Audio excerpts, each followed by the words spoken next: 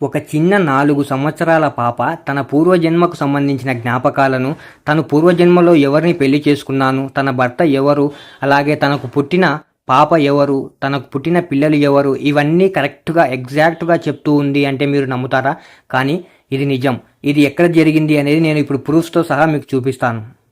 ఈ వీడియోని పూర్తిగా చూసిన తర్వాత మీకు కూడా పునర్జన్మ అనేది వాస్తవమా కాదా అనేది మీకు కూడా ఒక ఐడియా అయితే వస్తుంది. ఇదైతే రియల్గా జరిగిన స్టోరీ. దీని గురించి అయితే మనం ఇప్పుడు చూద్దాం. ఈమె పేరు శాంతిదేవి. ఈమె 1926 డిసెంబర్ 11న ఢిల్లీలో ఓ సాధారణ హిందూ కుటుంబంలో జన్మించింది. ఆమె బాల్యం చూస్తే అంటే ఆమె చిన్నతనంలో అందరు పిల్లలు ఎలా అయితే ఉంటారో అలాగే నార్మల్గానే ఉండేది. కానీ ఆమెకి ఎప్పుడైతే 4 ఏళ్ల వయసు వచ్చేసరికి ఆమె మాటలు అందరినీ ఆశ్చర్యపరిచాయట. కేవలం ఈమె 4 ఏళ్ల వయసులోనే ఇది నా ఇల్లు కాదు అని, నా భర్త మధురాలో ఉంటాడు అని, నా కొడుకు కూడా అక్కడే ఉంటాడు అని తన తల్లిదండ్రులతో పాటు ఆమె ఏదైతే పాఠశాలకు వెళ్తుందో అక్కడ ఉన్న గురువులకు కూడా పదే పదే ఇదే విషయాన్నే చెప్పేదట. అంటే ఈ ఇల్లు నా ఇల్లు కాదని, నా భర్త మధురాలో ఉంటాడని, నా కొడుకు కూడా అక్కడే ఉంటాడు అని ఇలా పదే పదే అడిగిన వాళ్ళందరికీ కూడా ఆమె చెప్పేదట. శాంతిదేవి మాటలను మొదట అందరూ తేలిగ్గా తీసుకున్నారట. కానీ ఆ పాప చెప్పే మాటలు అంటే ఏవైతే ఆమె చెప్తున్న వివరాలు స్పష్టంగా పదే పదే మార్చకుండా చెప్పేదట. కేవలం 4 సంవత్సరాలున్న పాప ఈ విషయాలను పదే పదే మార్చకుండా ఎలా చెప్తుంది అని వాళ్ళు ఆలోచించారట. శాంతిదేవి తన గత జన్మలో తన పేరు లుంగీదేవి అని చెప్పేదట. అలాగే మధురాలో కేదార్నాథ్ అనే వ్యక్తిని పెళ్లి చేసుకున్నానని, తనకు ఒక కొడుకు ఉన్నాడని, ఆ కొడుకు జన్మనిచ్చిన వెంటనే ఆమె చనిపోయాను అని కూడా చెప్పడం జరిగిందట. అందరూ ఆశ్చర్యపోయారు. అంత చిన్న పాప ఇలా ఎలా చెప్పగలుగుతుంది అని. ఒక చిన్నారి ఇంత వివరంగా గత జన్మ జీవితాన్ని ఎలా గుర్తుంచుకోగలదు అనే విషయాన్ని వాళ్ళందరూ విని ఆశ్చర్యపోయారట. ఇక ఈ వార్త ఆ నోటా ఈ నోటా పడి ఇది ఢిల్లీ పత్రికలో ప్రచురించారట.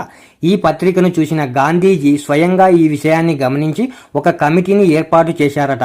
శాంతిని మధురాకు తీసుకెళ్లగా అక్కడ ఆమె ఒక్క క్షణం కూడా తడబడకుండా వెంటనే అక్కడ తన గత జన్మలో చూసిన ఇల్లును చూసి ఇది మా ఇల్లు అని, అక్కడ ఉన్న ఇతను నా కొడుకు అని, ఇతను నా భర్త కేదార్నాథ్ అని చెప్పిందట. అక్కడ శాంతిదేవి చెప్పినట్టుగానే ఎగ్జాక్ట్గా అక్కడ కేదార్నాథ్ అనే వ్యక్తి ఉన్నాడట. ఆ కేదార్నాథ్ అనే వ్యక్తికి లుంగీదేవి అనే భార్య కూడా ఉండేదట. ఆమెను అంటే తన భార్యను కోల్పోయినట్టుగా కూడా అక్కడ నిర్ధారణ జరిగింది. కేవలం 4 సంవత్సరాలున్న పాప మధురాలో ఉన్న ఒక కుటుంబానికి సంబంధించిన డీటెయిల్స్ను పూర్తిగా చెప్పడంతో ఇది అసలు నమ్మాలా లేదా అనే ఆశ్చర్యంతో అక్కడ ఉన్న వాళ్ళందరూ ఆశ్చర్యపోయారట. ఇలా కేవలం 4 సంవత్సరాల పాప తన గత జన్మకు సంబంధించిన పూర్తి డీటెయిల్స్ను, ఆనవాళ్లను, అలాగే దానికి సంబంధించిన ప్రూఫ్స్ను కూడా వాళ్ళు తీయడం జరిగింది. ఇలా తీసిన తర్వాత 4 సంవత్సరాల పాప తన గత జన్మకు సంబంధించిన పూర్తి డీటెయిల్స్ను చెప్పడంతో అక్కడ ఉన్న వాళ్ళంతా గత జన్మ అనేది ఖచ్చితంగా వాస్తవం అని అక్కడ ఉన్న వాళ్ళు నమ్మేశారట.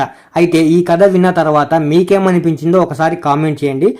ఇక ఈ సంఘటన జరిగిన తర్వాత శాంతిదేవి తన సాధారణ జీవితాన్ని కొనసాగించిందట. ఆమె ఎన్నోసార్లు పునర్జన్మను నిజమేనని నమ్మకాన్ని కూడా వ్యక్తపరిచిందట. 1987లో ఆమె మరణించారు. కానీ ఆమె కథ ఈ రోజు కూడా పునర్జన్మపై మనల్ని ఆలోచింపజేస్తుంది. ఈ రియల్ స్టోరీని విన్న తర్వాత మీకేమనిపించిందో ఒకసారి కామెంట్ చేయండి.